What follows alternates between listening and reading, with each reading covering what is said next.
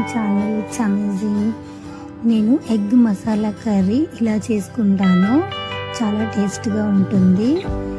ముందుగా ప్యాన్లో ఆయిల్ వేసుకొని అందులో గరం మసాలా, ఆనియన్, పచ్చిమిర్చి, టమాటా వేసుకొని నచ్చితే జీడిపప్పు వేసుకోవచ్చు, లేదు అంటే స్కిప్ చేయొచ్చు.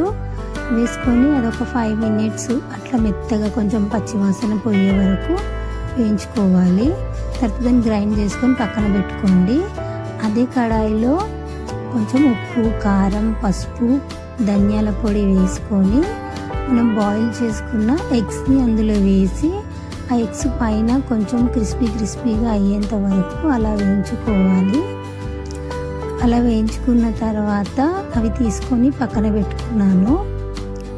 మళ్ళీ అదే ప్యాన్లో మళ్ళీ ఒక 1 టేబుల్ స్పూన్ ఆయిల్ తీసుకొని అందులో సాజీరా, కరివేపాకు, అల్లం వెల్లుల్లి పేస్ట్ వేసి వేయించుకొని మనము గ్రైండ్ చేసుకున్న పేస్ట్ని అందులో వేసేసుకోవాలి.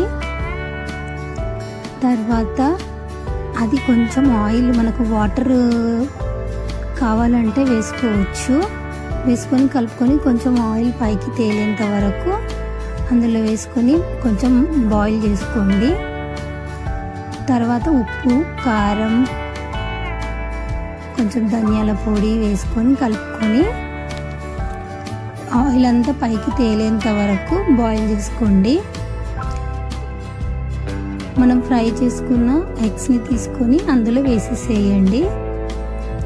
ఇలా ఒక 5 to 10 మినిట్స్ బాయిల్ అయితే చాలు.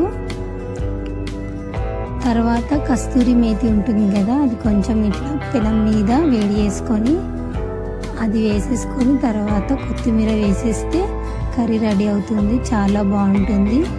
ప్లీజ్ లైక్ చేయండి, షేర్ చేయండి, సబ్స్క్రైబ్ చేయండి. Thanks for watching.